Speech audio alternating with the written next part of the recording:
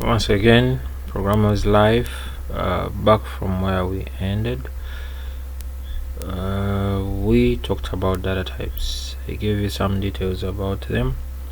So here we are. Once again, we need to have more details, more understanding about data types. Now, for this episode, let's try to pick out some more important data types that really need more keen understanding, their usage and implementation. So previously we talked about a character. So what is a character? So characters are defined to be of type char. Okay, that is why we have it here. Char means a character. Okay, it's defined with a type char. So a character variable, we said it occupies a single byte, which contains the code for the character. Okay, this code is numeric value and depends on the character coding system. I need to write this here. Character coding system. So the value that is being stored into the character can only be told or can only be known based on what we call the character coding system. Now, this code is always a numeric value, like we've said, and the common system that we always use to identify those numeric values is what we call the ASCII, American Standard Code for information interchange. For example, if on the keyboard I type capital A, that goes for a code or a numeric value 65. So what does it mean? It means that each time maybe you're typing a certain character on the keyboard, it has what we call an ASCII encoding.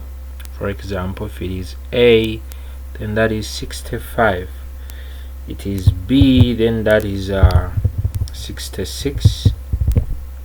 Okay, if it is C, then that is 67, like that. So each character will be having its own encoding. Now, whenever we are using characters to identify a character, then it means we need to use what we call a single quote. For example, down here in our previous episode, we had a variable that was called alphabet. So if I come and give it a value, I can say my alphabet is A. So how do I know that A is a character? When it has what we call single quotes. Okay, then still under characters, work might seem to be a bit disorganized, but I'm sure if you're watching every episode one after another, things are really connected. Now we have also what we call a literal character.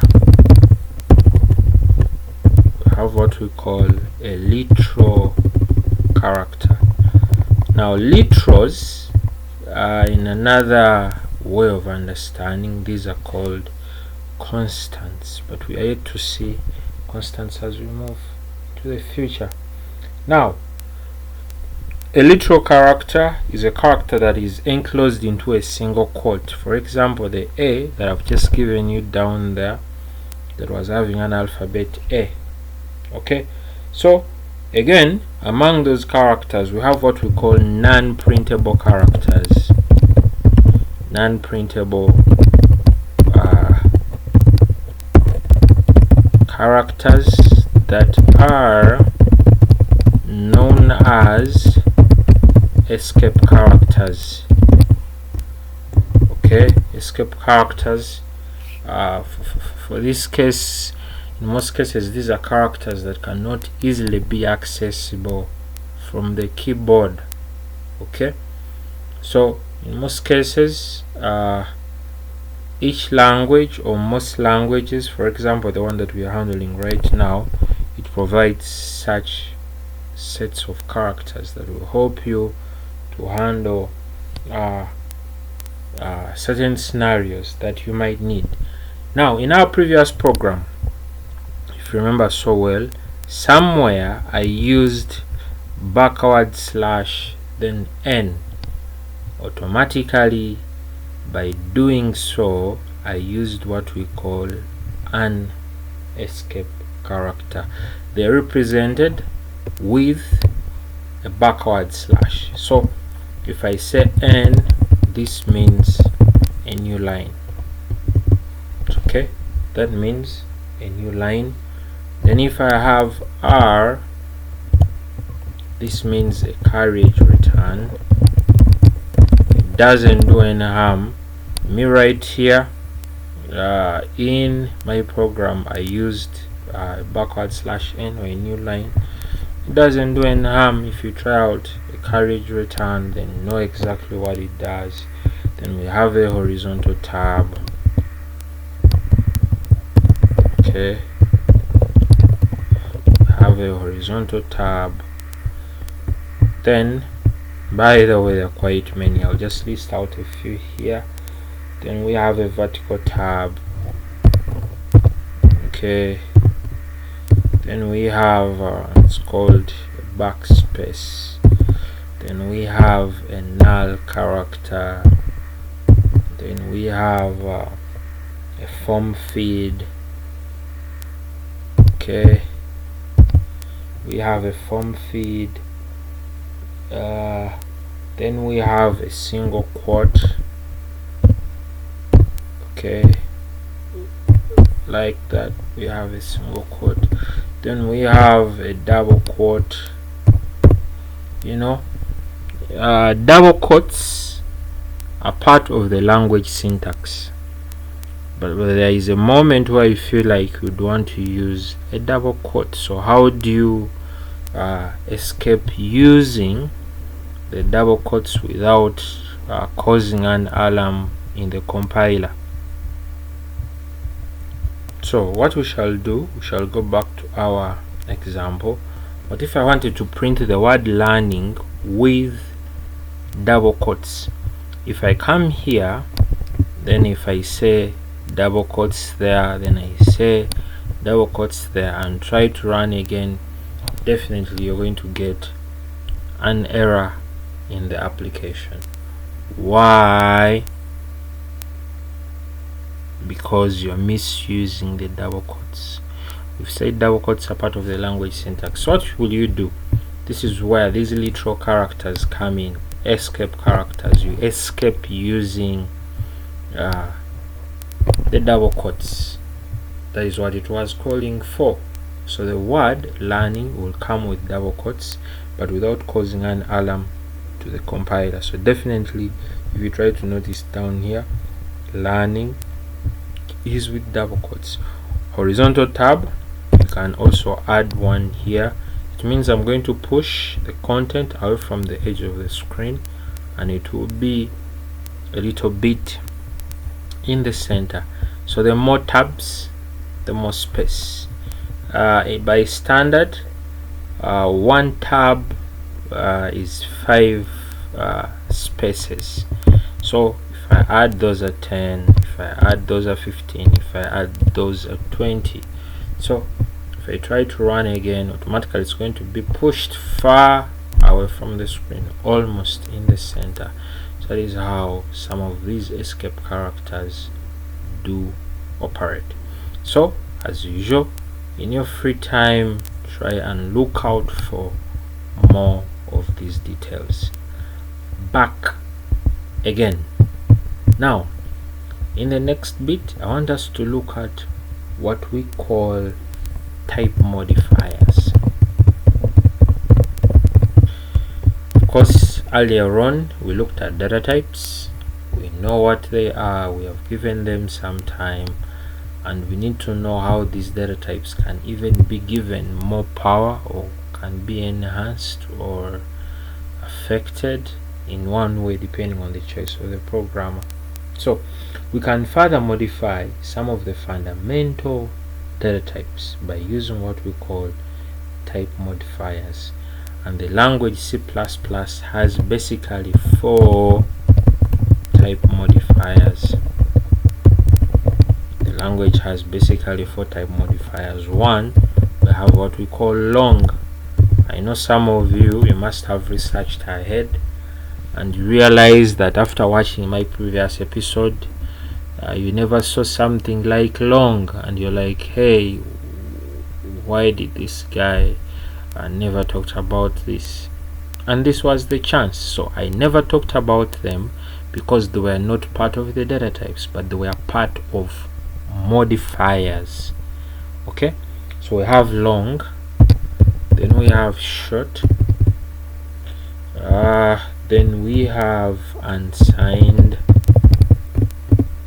then we said they are 4, then we have what we call signed. So equip your head, that is my song, so put them in the head if you wish. So 4 types of modifiers: long, short, unsigned, and signed. Now these modifiers work with the following types. Not all of them types to work with. Don't bring in a bool and say unsigned bool or unsigned short. Then bring in a double and say a short double. Nope. Oh, sorry. Don't bring in a string. Don't bring in data types that you cannot handle with the modifier. So that is why I would want us to specify them. So one of them to handle modifiers is an integer, then we have a double, okay, then we also have a character. Okay, so these can work with what we call modifiers. So what does it mean? It means I can have a signed character, or I can have a character that is unsigned. I can have a character that is unsigned. Okay, now if a character is signed, then it can hold. If a character is signed, maybe these are some of the quick details that you need to keep, can hold within the range of -128 through 127. That is when a character is signed. Now if it is unsigned, then we are working within the range of 0 to 255. And by the way, I think this is the default. Okay, this is the default that we work with whenever we are handling characters. Now back to signed and unsigned, then to the integer. So how about if we come to an integer? Now a signed int, okay, let me type here, a signed int will take up 4 bytes of storage. Okay, meaning that is the default, I should say, because by standard in most cases on systems, integers hold 4 bytes. So if it is a signed int, then automatically it is 4 bytes. Okay, and those will be definitely integers. Now moments, unsigned integers, unsigned int, this is also 4 bytes, and those are positive integers. Of course we can also have negative integers. Now there are moments where we have a short int. A short is a bisection of an int, so definitely these are gonna be 2 bytes. Then we have what we call unsigned short. Okay, it is unsigned, at the same time it's short, at the same time it is an int, so definitely takes the same. That is for positive integers. Then we have long. Long, remember we said it is a modifier. Okay, so a mere long will take up 4 bytes. Okay, then we have unsigned long. Guys, I think you realize how much you need to keep in the head. So unsigned long, this is gonna be 4 bytes, and as we move along, some of these things are going to be getting back and back and back. Then what if we have a long, two modifiers at the same time? Now a long, remember unsigned long, that is 4 bytes. Then a long was 4 bytes. So if it's a long, then we have enhanced the size, so it's gonna be definitely 8 bytes. Then we have a double, because remember we said one of the types that we can work with, that is int, then a double, then a character. So assume we have a double, okay, then it's a long double.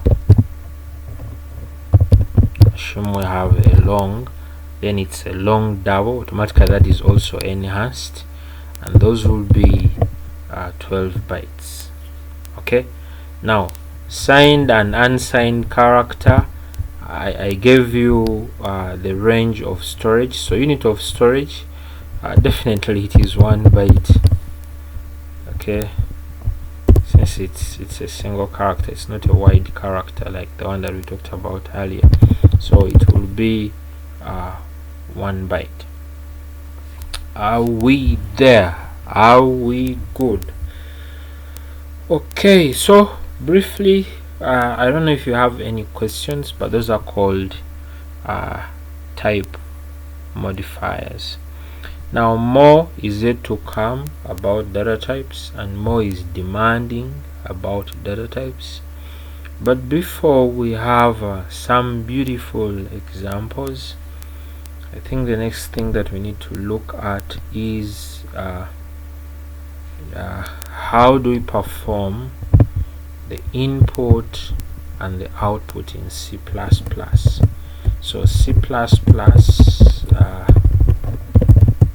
basic input and output. Because we saw some bit of output, but I remember earlier when I had just started, I talked about the cout being a file or a tool from the IOStream library. Then I told you it works on outputting to the screen. But again, I remember promising that we shall have a detailed chat, a detailed study about what it really does. Now we shall begin with the one that we have used before, that is cout. Now what does cout do? We said it sends out formatted output, or it prints formatted output to the screen. And in actual understanding of cout, it's an object. Okay, I won't tell you what an object is, but that is the real term that we can give it.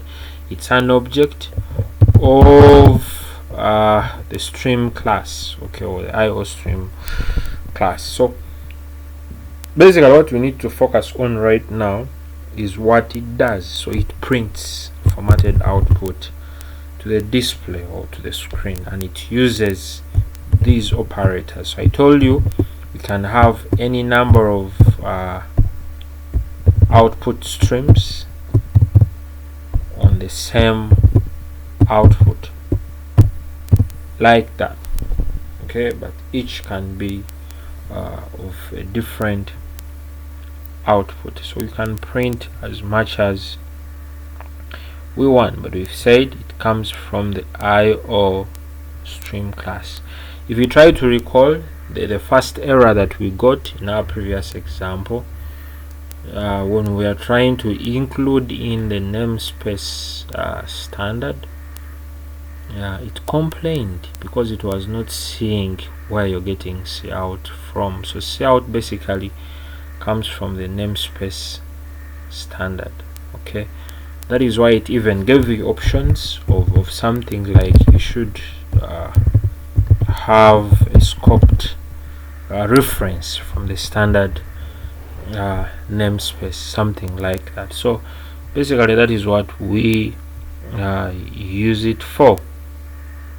Okay, now maybe we can have a question for guys to carry out some practice. So question, write a program that declares two integers and one double, then it prints them. Okay, just declare two integers of your choice and one double of still your choice. Then what happens next? Allow it to print. Okay, allow it to print. Okay, so that is going to help you use the cout very well. Okay, then we have inputting. Of course, the moment you can output, then you can also input, and again the IO means input, output, then stream. So here we use another special object which is called the cin. So this captures content from the keyboard, and it uses, sorry about that, it uses the cin. Okay, it uses those operators. The other ones, or the cout, uses these operators, this here, and this uses this kind of operators. Okay, each time you ask for something from the user, then definitely you need to allow them to enter that something inside. So it can also have a number of input streams depending on what you're doing.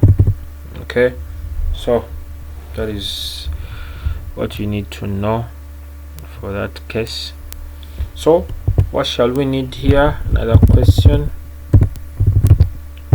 A program that accepts, what should it accept? Program that accepts any number from a user, then it prints it on the screen. Okay, as simple as that. You accept the number from the user, then you print it on the screen. Basically, we are learning how to do what?